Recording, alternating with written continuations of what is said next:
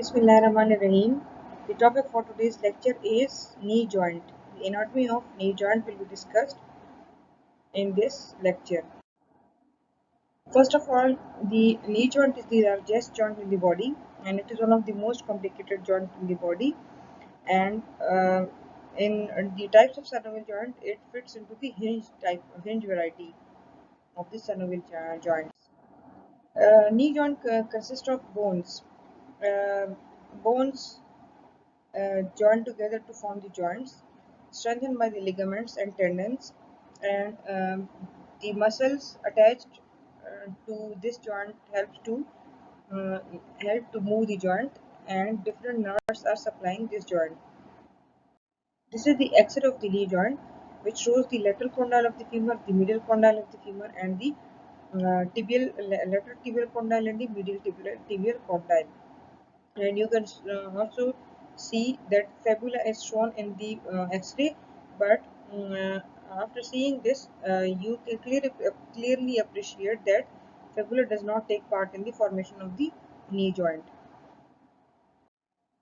Bones around the knee joint are femur, tibia, and this small triangular bone patella. Femur is not directly involved in the formation of the knee joint. Uh, the knee joint is a synovial type of joint which is enclosed by ligaments capsule and contains a fluid called synovial fluid which lubricates the joint. This is the femur, this is tibia, and the pointer is placed on the articular cartilages here, okay, and um, the synovial membrane, this reddish brown colored thing, is synovial membrane, which is present on the inside surface of the capsule, ठीक है, and attached to the articular margin of the articular cartilage. और इसके अंदर जितना भी portion होता है वो सारा का सारा is known as synovial cavity, and synovial cavity has got synovial fluid for the lubrication of the joint. Now it consists of three joints. एक ही synovial cavity में तीन joints हैं हमारे पास. How? Medial condylar joint. अब as the name suggests that this joint will be present between the medial condyle of the femur and the medial condyle of the tibia. ठीक है? Similarly, lateral condylar joint which will be present between the lateral condyle of the femur and the lateral condyle of the tibia. अब lateral condyles और medial condyles के बीच में तो joints हो गए, but the third one is the patellofemoral joint. Femoral surface पे जो inferior surface of the जो femur का lower end है उस पे है हमारे पास patellar surface, and the patella is attached on the patellar surface of the femur, so that joint is formed and called the patellofemoral joint. This is the medial condyle, this is the lateral condyle. ठीक है, ये आपको posterior femur नजर आ रहा है. This is the intercondylar fossa. Tibia पे you are having the lateral condyle, the medial condyle and the superior articular facet. ठीक है, और ये है आपके पास lateral condyle जिसके साथ जो है वो lateral condyle of the femur attach होगा, और ये medial condyle के साथ जो है वो medial condyle of the femur जो है वो articulate करेगा. Now condyles of the femur rest on the top surface of the tibia. ये देखें, ये here this is the tibia. इसके जो ये condyles हैं इसमें ये जो ऊपर वाले जितनी इसका जो पोर्शन है ये काफी फ्लैट होते हैं. ठीक है, so these are called tibial plateaus. ये आपके पास एक प्लेट्यू, ये दूसरा. ठीक है, so outside of the knee is the lateral tibial plateau, and inside जो है वो it is called close to the other knee is the medial tibial plateau. ठीक है, जो है वो lateral tibial condyle के ऊपर वाला पोर्शन होगा उसको बोलेंगे lateral plateau, और जो medial tibial condyle के ऊपर होगा उसको बोलेंगे medial plateau. ठीक है, पेटेला जो है वो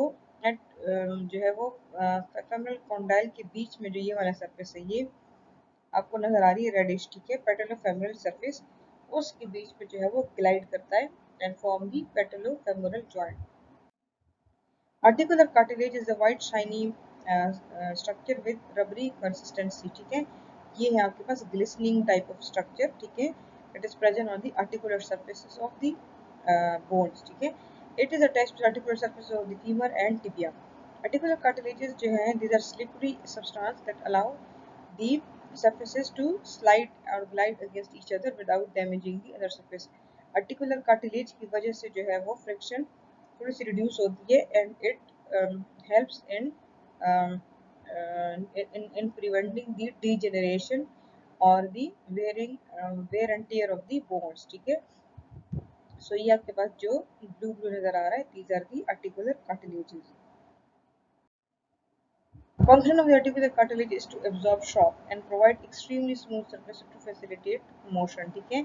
और नी में आर्टिकुलर कार्टिलेज जो है वो एंड कवर करता है फीवर को, ये देखिए फीवर के एंड्स पे प्रेजेंट है, टिबिया के प्लेटर्स पे प्रेजेंट है, और ये पेटेला का वो सरफेस जो कि इस फीमर के साथ जॉइंट बनाएगा, उसके पेटेला के बैक साइड पे भी जो है वो आर्टिकुलर कार्टिलेज अटैच है।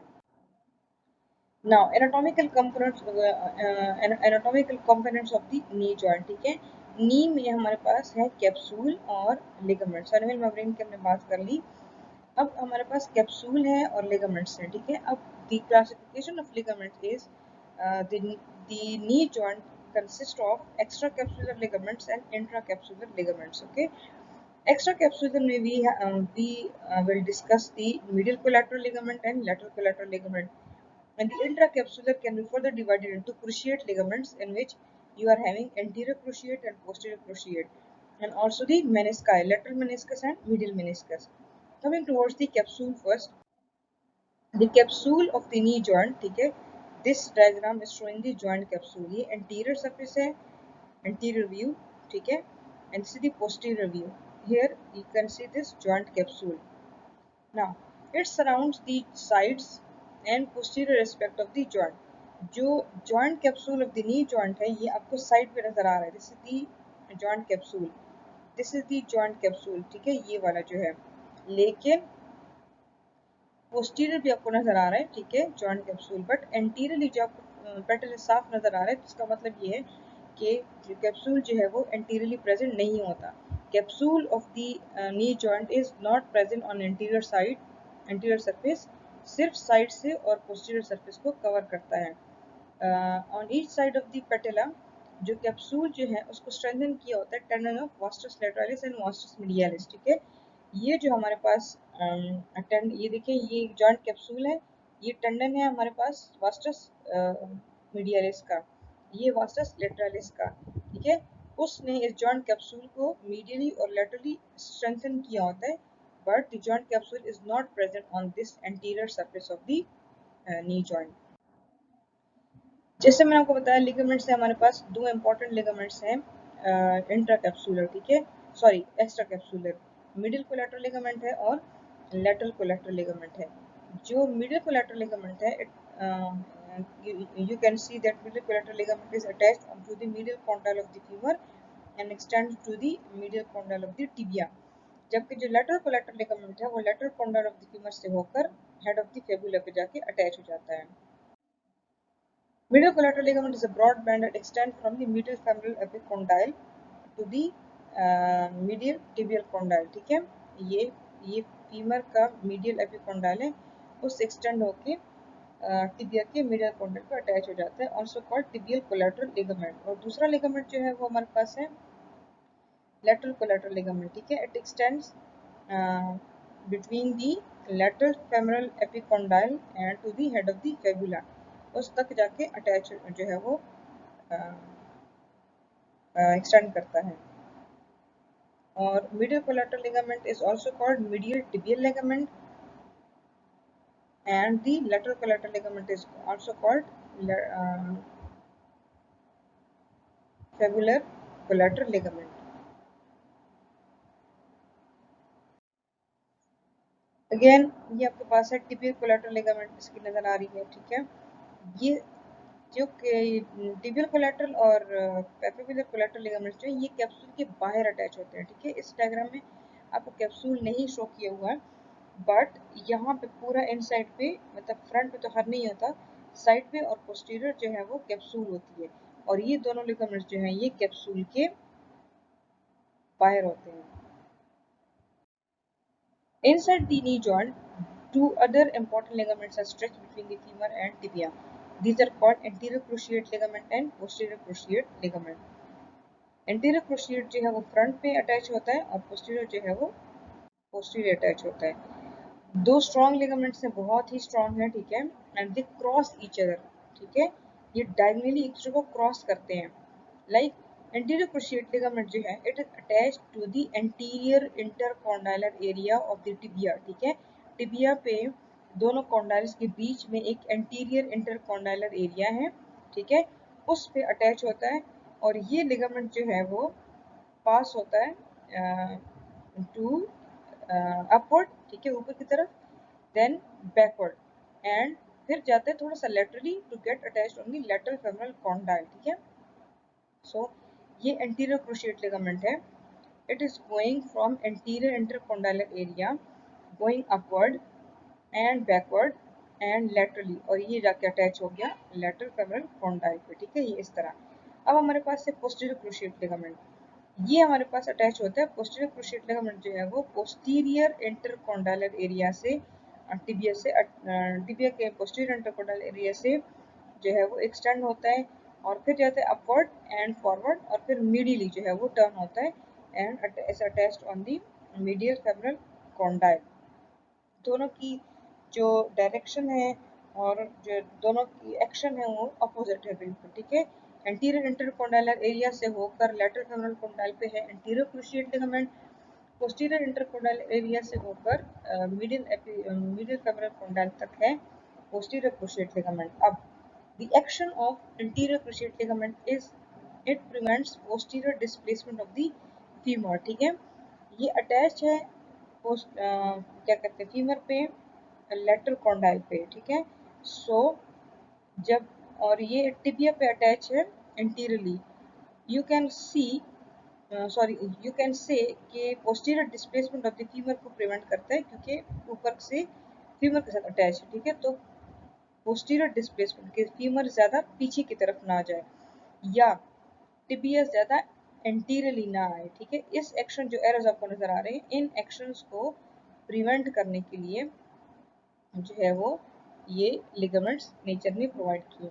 जो पोस्टीरियर क्रूशिएट लिगामेंट है फिर वो क्या करता है, वो फीमर को आगे की तरफ ज़्यादा डिस्प्लेस होने से रोकता है, ठीक है, और जो टिबिया है उसको पोस्टीरियरली डिस्प्लेस होने से प्रिवेंट करता है। Again this is the anterior cruciate ligament, नजर आ रहा है आपको, एंटीरियर इंटरकॉन्डाइलर एरिया से होकर जा रहा है और ये फीमर का लेटरल कॉन्डाइल है उस पर जाकर अटैच हो गया, और ये वाला जो है ये posterior intercondylar area of the tibia से होकर जा रहा है पीछे की तरफ और ये medial condyle of the femur पे जाके अटैच हो गया। एंटीरियर वाला जो है वो टिबिया को एंटीरियरली डिस्प्लेस होने से रोकता है और पोस्टीरियर वाला जो है वो पोस्टीरियर डिस्प्लेस होने से जो है वो रिस्ट्रिक्ट करता है। Menisci. Now you will just learn this thing in knee joint that knee joint has a special type of ligament, ठीक है, उसको बोलते हैं मेनिस्काई। उसकी क्या होता है, मेनिस्कस जो है it lies between the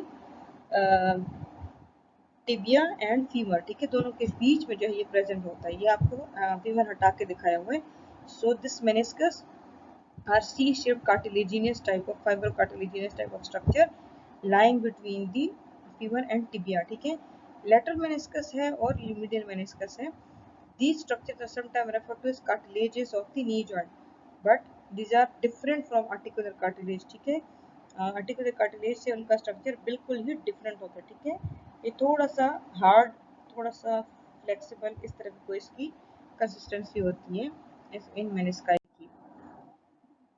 These are the meniscus. See, medial meniscus and the lateral meniscus, ठीक है, ये फीमर और टिबिया के बीच में जो है ये सैंडविच हुए हुए हैं, इनको बोलते हैं मेनिस्काई। ओके, अगेन ये मेनिस्कस, ठीक है, लेटरल मेनिस्कस है जो एंटीरियरली पोर्शन है, इसको एंटीरियर हॉर्न बोलते हैं, फिर बॉडी है, फिर पोस्टीरियर हॉर्न है। सिमिलरली मीडियल मेनिस्कस जो है वो इसका एंटीरियर हॉर्न है, फिर इसकी बॉडी है और फिर इसका पोस्टीरियर हॉर्न है। ये मेनिस्कस है। अब ये क्यों नेचर ने प्रोवाइड किए हैं, ठीक है। ये एक जो है वो कैटावरिक जो है वो स्ट्रक्चर है, डायग्राम है, आपको नजर आ रहा है, ठीक है। ये लेटरल मेनिस्कस को शो कर रहा है और ये जो है आपको मिडिल मेनिस्कस को शो कर रहा है। Okay, imagine ball resting on a plate, ठीक है। एक बॉल है जो कि एक प्लेट पे रेस्ट कर रही है। Here the ball is the condyle of the femur and the flat plate is the tibial plateau. Menisci actually wrap around the condyles to fill the space between it and the flat tibial plateaus, ठीक है। अब क्या होता है कि अगर जो है ये बॉल जो है वो एक प्लेट के ऊपर रोल करे, देन चांस है बहुत ज़्यादा डिसलोकेट होने का, ठीक है, कि वो जो है वो इधर उधर उसकी हैपहेज़र्ड मूवमेंट हो सकती है। मेनिस्कस की वजह से देखिए, ये मेनिस्कस की वजह से जो है इसकी मूवमेंट थोड़ी सी रिस्ट्रिक्ट हुई है। So the head of the sorry the condyle of the femur is placed tightly on the condyle of the tibia, ठीक है। तो the मेनिस्काई actually help to distribute the weight from the femur to the tibia. Without the menisci, any weight on the femur will be concentrated to one point of the tibia. एक ही point पे wait जो है वो present होता और उसने जो है वो इसकी मूवमेंट को रिस्ट्रिक्ट कर देना था। एंड जब मेनिस्काई आया तो फिर उसके जो वेट जो है वो स्प्रेड हुआ अलोंग द टिबियल सरफेस, ठीक है। सो ये जो इसकी जो मेनिस्कस है उसने ये दोनों के बीच में सैंडविच हुए होते, तो उसने इसको टाइटली होल्ड किया होता है। Okay, now coming towards the bursa. Bursa are fluid filled structures, ठीक है। मेम्ब्रेन है, उसके अंदर फ्लूइड है। उसने क्या आपको उसका अब तक पता हो चुका होगा कि what is the function of bursa, ठीक है। बर्सा की एक्शन क्या है, सॉरी फंक्शन क्या है, कि क्यों बनाती है nature, because it actually reduces the friction, ठीक है। ये मूवमेंट में जो है वो हेल्प करता है। और दो ऐसे स्ट्रक्चर्स, ऐसे सर्फेसिस जिनके बीच में बार बार मूवमेंट हो रही हो और उनके बीच में वेयर एंड टियर होने का चांस ज़्यादा हो, तो वहाँ नेचर ने बर्सा जो है वो प्रोवाइड किए हुए हैं। So the knee joint is having total 10 बर्सी, 4 in front, 4 anteriorly present है और 6 बर्सी जो है वो पोस्टरली इस जॉइंट के प्रेजेंट है। एंटीरियरली जो है you are having the supra patellar bursa, ठीक है। पेटला के ऊपर सुप्रा पेटलर, प्री पेटलर, ठीक है, बिल्कुल इन फ्रंट ऑफ द पेटला pre patellar, superficial infra patellar, superficial भी है लेकिन पेटला के थोड़ा सा नीचे है, ठीक है। और डीप इंफ्रा पेटलर जो है वो पेटला के साथ डीप जो है वो पड़ा पड़ा हुआ है। Posteriorly you are having popliteal bursa, popliteus muscle के साथ, सेमिमेम्ब्रेनोसिस बर्सा जो है वो सेमिमेम्ब्रेनोसिस मसल के साथ। Four remaining are related to the tendon of insertion of bicep femoris, वहां पे एक बर्सा प्रेजेंट है at the insertion point of bicep femoris, at the insertion point of sartorius, gracilis and semitendinosus, below the lateral head of the origin of gastrocnemius and below the middle head of the gastrocnemius। तो ये 6 जो है total bursa पोस्टरली present हो गए। ये greenish आपको नजर आ रहे हैं, सुपरा पेटलर बर्सा, ठीक है, ऊपर है superior to the patella, pre patellar bursa this one, and infra patellar bursa, ठीक है, डीप इंफ्रा पेटलर बर्सा ये वाला जो है। और इसी तरह जो है वो पोस्टरली भी इसके बर्ड्स की प्रेजेंट होते हैं। You can see supra patellar bursa, pre patellar bursa, infra superficial infra patellar bursa and इसके साथ जो डीप यहाँ एक जो है वो deep infra patellar bursa present है, ठीक है। सो ये चार तो हो गए एंटीरियर। पोस्टीरियर में आपको सिर्फ दिखाया हुआ है सेमी मेम्ब्रेनोस बर्सा को और सब सार्टोरियल बर्सा को, ठीक है। तो ये पोस्टीरियर, लेकिन इसके अलावा बाकी जो बताएं वो भी सारे यहाँ प्रेजेंट होते हैं अपने अपने टेंडेंस के along. Tendons, the quadricep tendon connects the large quadricep muscle of the thigh to the patella. As I told you that we are having the quadricep muscles, including vastus lateralis, vastus medialis, vastus intermedius and rectus femoris. ये चार muscle जो है ये मैंने आपको बताया था कि इकट्ठा होके पेटेला के ऊपर एस quadricep tendon जो है वो अटैच होते हैं and then extending from the patella as patellar tendon to to the tibia, ठीक है। टिबिया पे जाके टिबियल ट्यूबरोसिटी पे जाके एस पेटल टेंडन अटैच हो जाता है। This tendon continues across the patella over the patella and blends into the patellar tendon, ठीक है। ये पूरा का पूरा टेंडन जो है वो पेटेला के ऊपर जो है वो एक ब्लेंडिंग इफेक्ट डालता है और वो जाके टिबिया पे अटैच हो जाता है. Patellar tendon connects the patella to the tibia.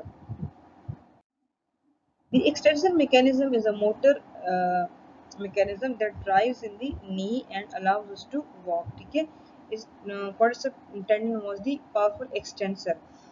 It sits in front of the knee joint and is made up of patella, patellar tendon, quadricep tendon and quadricep muscle. The extension mechanism जो है वो patella से, patellar tendon से, quadricep tendon से और quadricep muscle से बना होता है.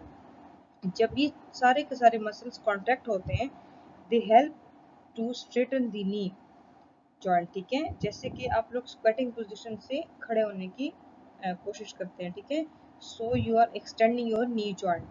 तो उसमें ये सारी चीजें जो है ये the above structures are used. Patella increases the force exerting by the quadricep muscles as the knee straightens. ठीक है, and the hamstring muscles contract करते हैं और फिर जो है वो नी की फ्लेक्शन में या बेंडिंग में हेल्प करते हैं. Now, coming towards the important phenomena, the locking and unlocking mechanism of the knee joint. ठीक है, होता क्या है, when moving to the full extension of the knee joint, जब आप अपना नी एक फ्लेक्स पोजीशन से जब आप अपना नी जॉइंट जो है वो एक्सटेंड कर रहे होते हैं लाइक दिस. ठीक है, जब आपको ये पोजीशन नजर आ रही है, then you will have to rotate your femur medially. ठीक है, आपने अपनी फीमर को मीडियली जो है वो रोटेट करना होगा. This pulls all the major ligaments of the knee joint tightly. ठीक है, और उस वक्त आपका नी जो है वो लॉक हो जाता है और उस वक्त ये बहुत स्टेबल होता है. ठीक है, और ये जो है इस आपके एक्सटेंडेड पोजीशन में नी जो है वो आ जाता है. Now to flex the knee from full extension, अब इसको अनलॉक करना है. अब एक्सटेंडेड पोजीशन से इसको फ्लेक्स में लेकर आना है. So for that purpose you will be unlocking your knee. Then the joint must first be unlocked by contracting the popliteus muscle. The popliteus muscle पहले contract करेगा, joint unlock होगा. कैसे होगा? The femur will rotate laterally. अब जब joint lock हो रहा था तब femur ने rotate किया मीडियली. ठीक है, 30 डिग्री मीडियली. अब अनलॉक हो रहा है तो फिर जो फीमर है वो मूवमेंट करेगा laterally. ठीक है, और उसके बाद जो है the foot will be placed firmly on the ground and then all the ligaments will be relaxed और नी जो है वो अनलॉक हो जाएगा और फिर आपकी जो है वो जॉइंट फ्लेक्स हो सकेगा. So lock femur rotates medially, unlock femur rotates laterally. So the unlocking muscle is popliteus. Remember, the unlocking muscle of the knee joint is popliteus muscle. Knee movements. Stability जो है वो इस movement इस joint में ज़्यादा है. सो दी movement range is compromise. ठीक है, सो ज़्यादा मूवमेंट इसमें नहीं होती. The flexion, extension, and middle and lateral rotation is possible. The flexion is done by bicep femoris, semitendinosus, semimembranosus, gracilis, sartorius, and popliteus. ठीक है, फ्लेक्शन को लिमिट कर सकते हैं जब आपका जो लेग है वो थाई के साथ कांटेक्ट में आ जाए. और एक्सटेंशन जो है वो the powerful extensor is quadricep femoris. और एक्सटेंशन जो है वो ओवर एक्सटेंशन को प्रिवेंट क्या करता है? Tension of all the ligaments of the knee joint. Medial rotation में हेल्प करते हैं sartorius, gracilis और semitendinosus, and lateral rotation is done by bicep femoris. The nerves that are passing through this joint, for example, the femoral, obturator, common peroneal, and tibial nerves, will be supplying this joint. And the blood supply will be the femoral artery and the popliteal artery forms the articular network, arterial network around the knee joint. तो 6 branches हैं: superior middle genicular artery, superior genicular artery, inferior middle genicular artery और inferior lateral genicular artery. ये तीन तो हैं popliteal artery की branches. और descending genicular branch from the femoral artery और recurrent branch of the anterior tibial artery. ये सारे के सारे जो हैं superior middle genicular artery, superior lateral genicular artery, inferior lateral genicular artery, popliteal artery, inferior middle genicular artery और circumflex फेबुलर artery. ये सारे के सारे जो हैं वो आपके हेल्प करते हैं किसमें? anastomosis around the knee joint, the branches of femoral and popliteal artery. Again वही डायग्राम थोड़ी सी जूम करके दिखाई दी है। Superior lateral genicular artery, inferior lateral genicular artery, superior medial genicular artery, ठीक है, और जो है ये popliteal artery and inferior medial genicular artery, ये सारे के सारे एनास्टोमोसिस बनाते हैं around the knee joint. Again similar diagram. Okay, now coming towards the relation of the knee joint. Relation means कि इस जॉइंट के एंटीरियरली क्या पड़ा हुआ है, लैटरली क्या पड़ा है, पोस्टीरियरली क्या पड़ा है और मिडिल क्या पड़ा हुआ है। एंटीरियरली जो हमने पढ़ा प्री पेटेलर बर्सा था, ठीक है। Posteriorly you will be having the popliteal fossa contents, ठीक है। the back of the knee is called popliteal fossa। next lecture इसी के बारे में है, ठीक है। so उसमें जितनी भी चीजें contents और muscles होंगे वो इसका बनाएगा posterior relations, ठीक है, क्योंकि वो back of the knee joint में present है। popliteal vessels including popliteal vein and artery, tibial and common peroneal nerves, क्योंकि वो भी आपने पढ़ लिए थे कि वो स्टैटिक नर्व जो है वो बैक ऑफ द नी पे sorry back of the thigh पे लोअर एंड पे डिवाइड हो जाते हैं। Tibial and common peroneal nerves, वो दोनों भी इसके पोस्टीरियर रिलेशन में आते हैं। लिम्फ नोड्स हैं पोप्लिटेल फोसा में, मसल्स हैं जो कि पोप्लिटेल फोसा के बाउंड्रीज बनाते हैं, वो हम बाद में पढ़ेंगे, ठीक है। मीडियली हमारे पास इस नी जॉइंट के जो है वो रिलेशन में आ रहे हैं सार्टोरियस, ग्रेसिलस और सेमिटेनोसिस, और लेटरली जो है वो बाइसेप्स फेमोरिस और कॉमन पेरोनियल नर्व। इस डायग्राम को तो इसमें आपको रिलेशंस थोड़े से क्लियर हो जाएंगे। This is taken from Snell and this is the pre patellar bursa, ठीक है। ये देखिए प्री पेटेलर बर्सा जिसमें पॉइंटर नजर आ रहे हैं, एंटीरियर रिलेशन है, ठीक है। ये लेटरल है बाइसेप्स फेमोरिस और साथ में कॉमन पेरोनियल नर्व आपको नजर आ रही है, दी येलो वन, ठीक है। ये biceps femoris common peroneal nerve जो हमने पढ़ी कि ये लेटरल रिलेशन में है। मीडियल में हमारे पास है सार्टोरियस, ग्रेसिलस और सेमिमेम्ब्रेनोसिस, ठीक है। ये तीनों जो हमारे पास मीडियल रिलेशन में आते हैं।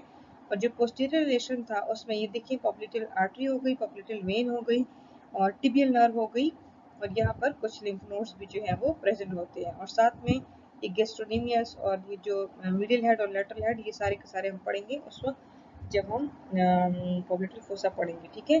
सो ये सारे रिलेशन जो थे वो नी जॉइंट के इंपॉर्टेंट रिलेशंस थे। Thank you so much for your attention.